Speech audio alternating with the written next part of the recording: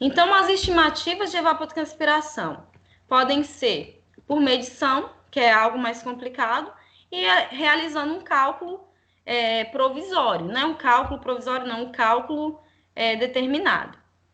Então, um outro exemplo para fazer a medida da evapotranspiração em si, isso aqui, o tanque é para evaporação, é um método direto. Da evapotranspiração, nós temos o lisímetro. O lisímetro que eu nunca trabalhei com ele, não, gente. Mas a literatura fala que ele é bem aplicável, bem útil também para ser utilizado. Então, ele é depositado, enterrado, aberto na parte superior, preenchido com solo e vegetação característica. Então, é como se nós fizéssemos uma composteira, digamos assim, né? Eu vou enterrar, vou preencher com solo, vou preencher com uma vegetação característica, um tipo de serragem, um tipo de folhagens verdes. Então, eu vou preencher aquele espaço. Então, ele vai fazer o quê? Ele vai controlar peso, medir chuva, coletar água percolada e coletar água escoada e vai verificar a superfície homogênea. Então, é como se fosse isso aqui.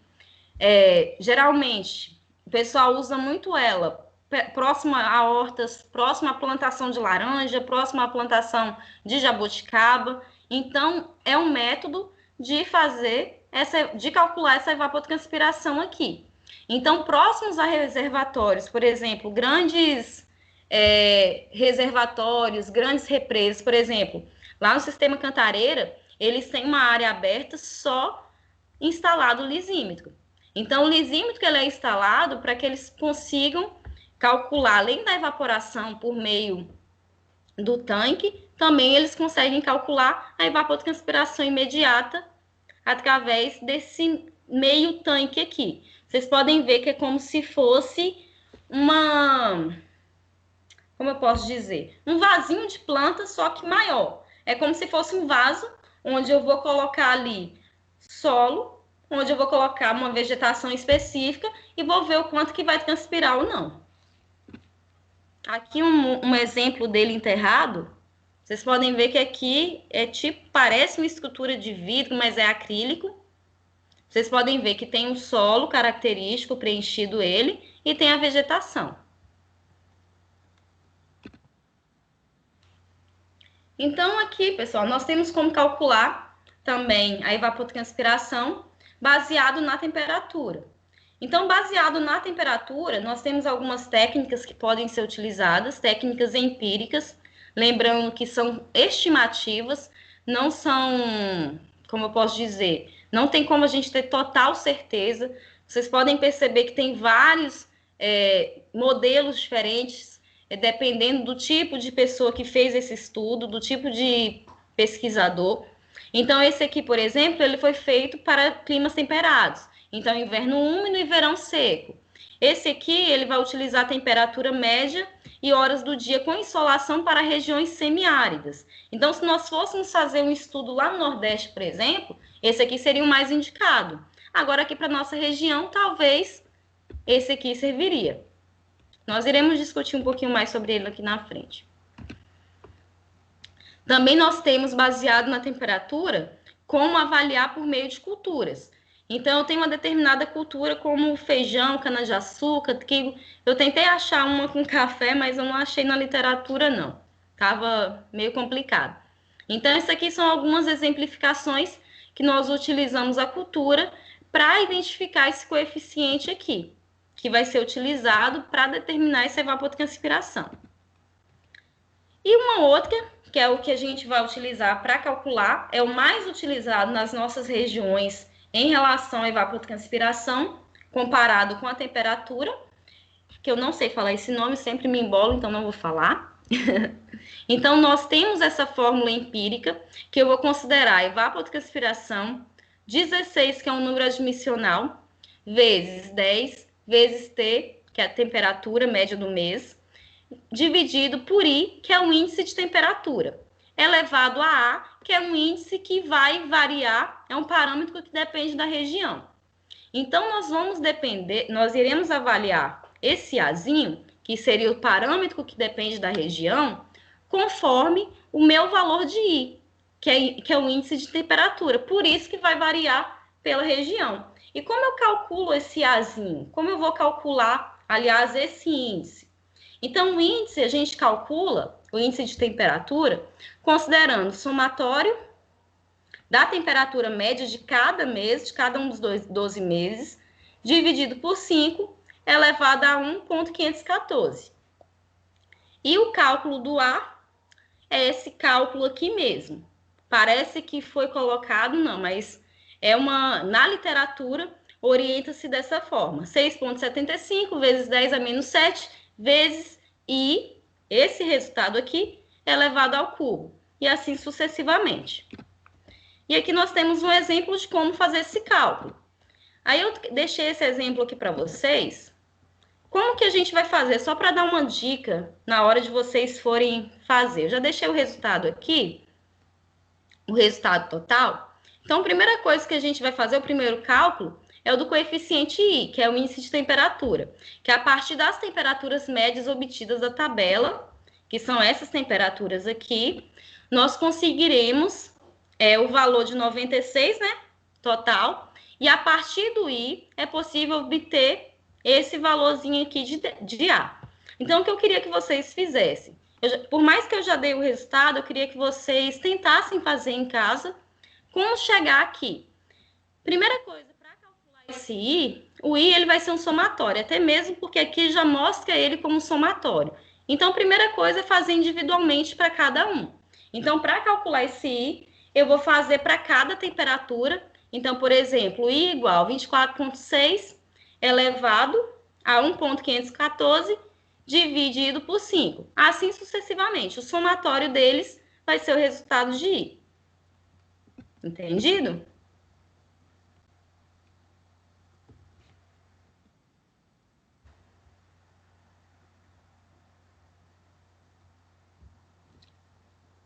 Vamos lá. Esse aqui é meu índice de temperatura. Então, para calcular a evapotranspiração potencial mensal, eu vou ter que calcular primeiro o valor de I. Então, para calcular esse valor de I, o que nós teremos que fazer?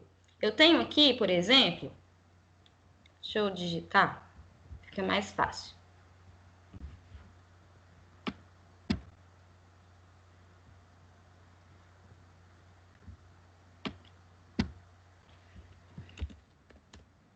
Tenho aqui meu índice de temperatura. Qual é a minha primeira temperatura?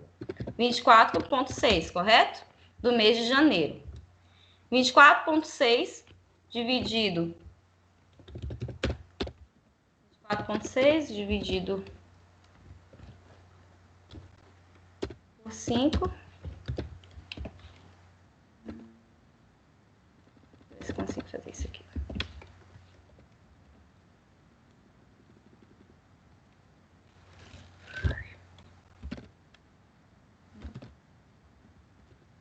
Elevado a 1,514. Opa. Isso aqui, pessoal, nós iremos fazer para todas as temperaturas. Então, toda temperatura eu vou proceder dessa forma: 24,6, 24,8 e assim sucessivamente. Então, o resultado, o somatório desses Is encontrados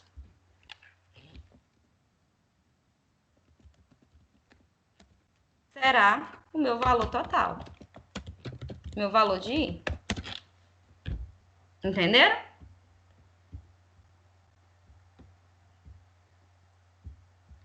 Então, aqui, por exemplo, nós temos aqui, deixa eu ver se vai dar certo mesmo.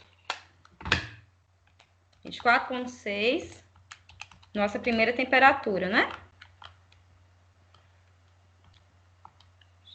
5. Opa.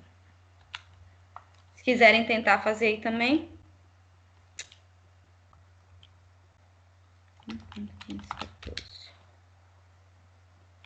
Então, aqui, primeiro resultado que nós temos, 11,15.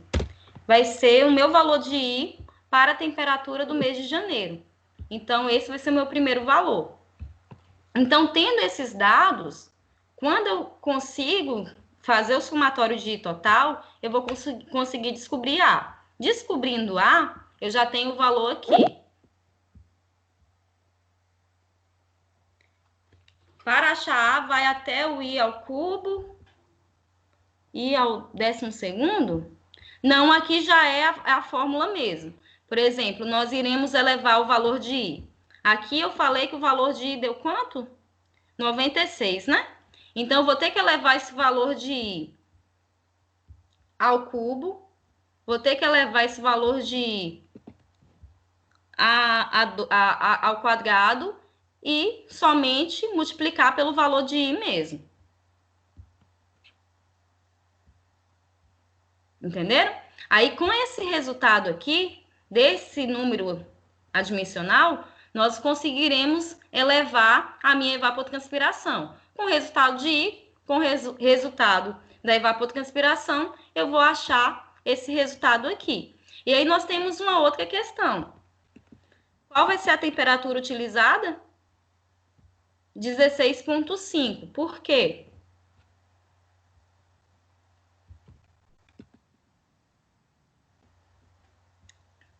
Nós iremos fazer a média total. Acho que é isso. Deixa eu ver se eu tô lembrando.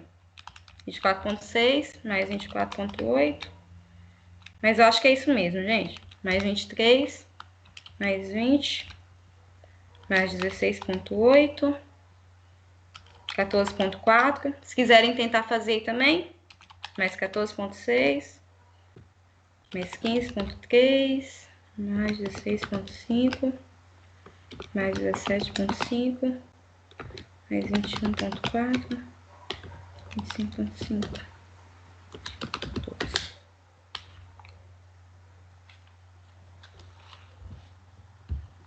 Então, a partir desse somatório, a partir desse valor, a gente vai conseguir encontrar o valor de evapotranspiração. 16,5, isso mesmo. Então, a gente vai conseguir encontrar esse valor total aqui de evapotranspiração. Aí, o que eu queria pedir, que em casa, como esse valor de A aqui é bem para fazer cada um, eu não consegui, não fiz todos, não. Para vocês tentarem fazer em casa aí. Qualquer dúvida, vocês podem mandar. Mas é bem simples, é entender qual é o conceito disso tudo aqui. Primeiro, eu vou calcular a evapotranspiração potencial mensal para o mês de agosto de 2006, em Porto Alegre, onde as temperaturas médias mensais são dadas na figura abaixo. Aqui. Suponha que a temperatura média de agosto de 2006 tinha sido de 15,3. Então, esse aqui é o meu valor de agosto, 15,3. Então, para que eu descubra as médias mensais com a minha evapotranspiração mensal para esse mês, eu preciso fazer o cálculo geral. Então, essa evapotranspiração ela vai ser calculada com base em todos os meses anteriores avaliados. Então, portanto, para a evapotranspiração potencial estimada para o mês de agosto, é de 53,1 milímetros por mês. Dúvidas aqui? Vai surgir na hora que for fazer, né? Vamos lá para a próxima. Depois a gente volta aqui.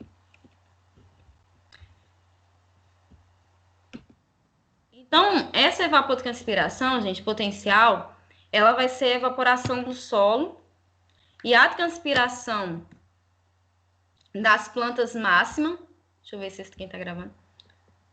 E a transpirações das plantas máximas que pode ser transferida para a atmosfera. Então, com base em dados, condições climáticas e características das plantas, é possível a gente estimar essa evapotranspiração potencial. E já a real é a total transferida para a atmosfera de acordo com a disponibilidade hídrica existente e também resistência da planta. Aqui nós temos alguns conceitos de balanço hídrico, então de variação daquele balanço hídrico que nós vimos inicialmente. Depois nós iremos praticar ele, vai ficar mais fácil para vocês visualizarem. Então, aqui um exemplo. Uma bacia com precipitação média de 1.941 milímetros e uma vazão de 803 milímetros, valores médios de 10 anos. A evaporação real vai ser, considerando precipitação e evaporação, eu vou ter aqui uma evaporação de 1.137 milímetros. O coeficiente de escoamento é a relação entre vazão e precipitação. Então, esse escoamento vai ser 0,41. Eu tenho aqui a minha vazão e tenho a minha precipitação média. Então, será 0,41. Então, qual vai ser a porcentagem de precipitação para gerar escoamento?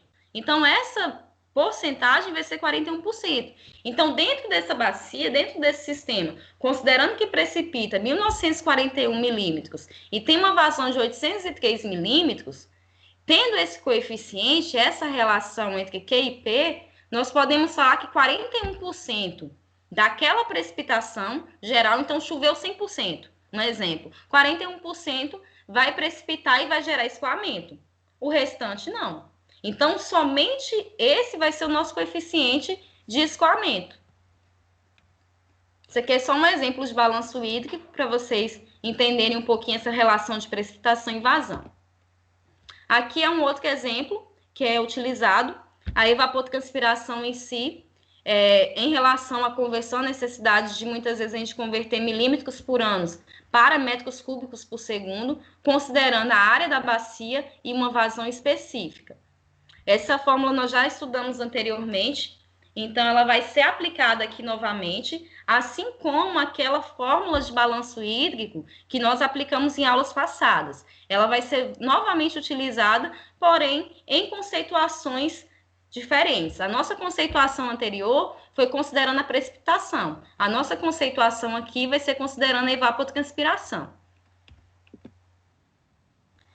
E como que funciona a evaporação em reservatórios em si? Como que os reservatórios eles funcionam? Como que acontece essa evaporação? Então, os reservatórios, em geral, eles são criados para regularizar a vazão dos rios. Então, quando eu crio, por exemplo, quando eu construo uma barragem, por exemplo, uma barragem de terra, ou então uma barragem de concreto, uma barragem mais formulada. Ambas têm um objetivo, regular a vazão. Então, elas vão fazer um acúmulo de água daquele rio específico, no rio Cricaré, no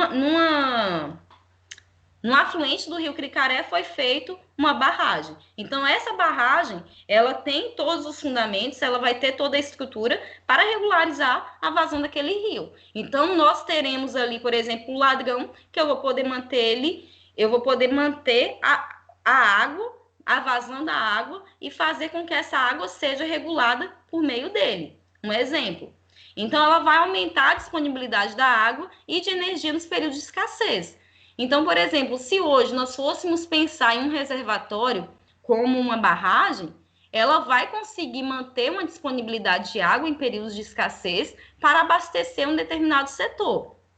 Então, é fundamental que a gente tenha reservatórios que tenham uma superfície líquida, que apresentem uma superfície líquida, que mesmo com a evaporação, ela se mantenha no seu nível adequado para que venha atender uma população, por exemplo, em período de escassez.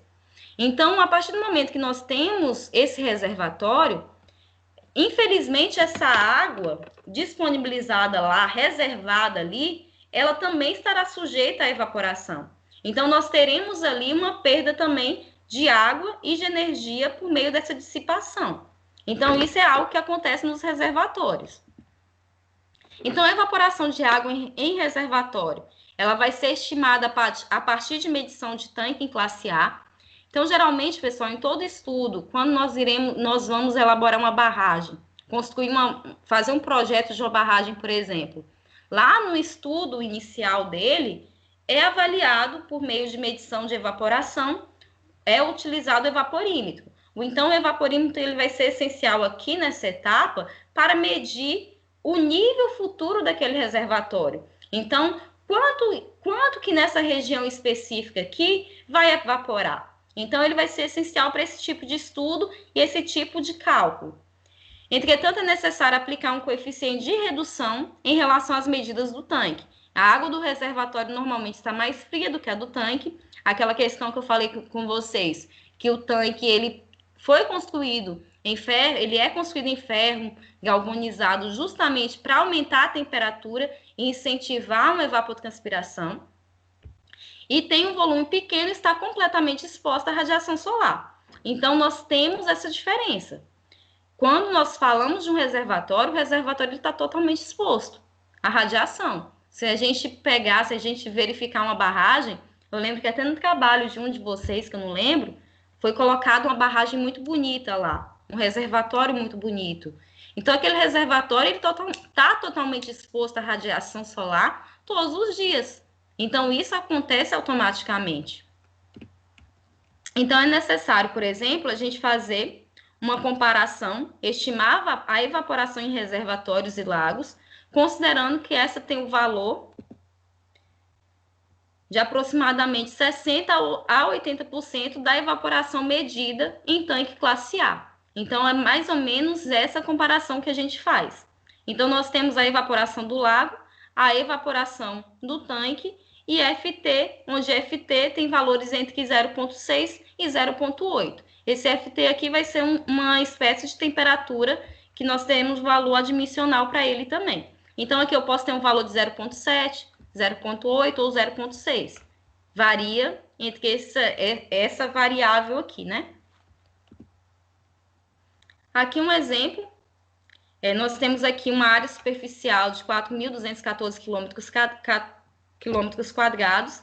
Isso aqui é um reservatório lá em Sobradinho. Sobradinho é uma região que está localizada em uma das áreas mais secas do Brasil, que é ali entre o Rio São Francisco. Foi constituído esse lago como um dos lagos artificiais maiores do mundo. Então, esse lago ele tem um potencial. Houve muita discussão para a criação dele. Então, basicamente, ele abastece toda aquela região em relação à água mesmo, porque não tinha. O Rio São Francisco ele tinha uma vazão estimada, porém, essa vazão ela era mal distribuída. Nossa, deixa eu só colocar o carregador que eu esqueci de novo.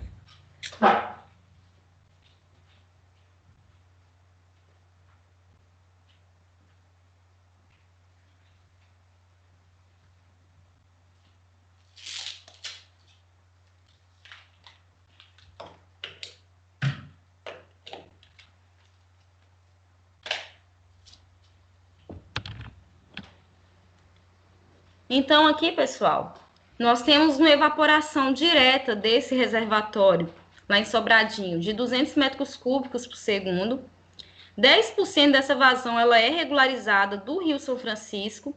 Então, o Rio São Francisco, ele vai ter essa função importante aqui para regular essa vazão. Não sei se vocês estão percebendo aqui, a gente tem essa imagem. Esse ponto aqui é o ponto específico do Rio São Francisco. A partir daqui é onde foi feito esse lago artificial, que é como se fosse uma represa mesmo, né? Só que é um represamento diferente. Ele continuou, ele formou o caminho do Rio São Francisco. Por isso que houve aquela discussão, não sei se vocês já ouviram falar, em relação à transposição do Rio São Francisco, foi justamente para criar esse lago. Então, há uma perda superior à vazão prevista para o projeto de transpiração do Rio São Francisco. Então, isso foi até uma polêmica na época dos hidrólogos que estavam responsáveis por esse projeto, dos engenheiros civis especializados em hidrologia, porque havia muita discussão sobre o potencial de evapotranspiração desse lago em comparação com o próprio Rio São Francisco. E se esse potencial poderia trazer prejuízos à vazão do Rio São Francisco. Isso foi algo que foi discutido, só para contextualizar um pouquinho vocês sobre a situação. Então, isso aqui é um exemplo de um reservatório que tem como a gente fazer essas devidas medidas. Então, tarefa de casa aí, eu vou deixar essas 3 atividades